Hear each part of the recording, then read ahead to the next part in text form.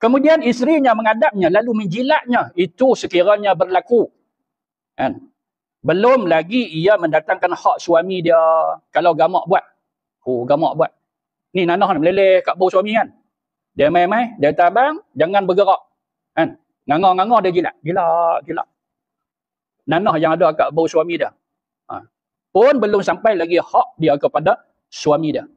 Itu besar tu, makam atau kedudukan seorang suami.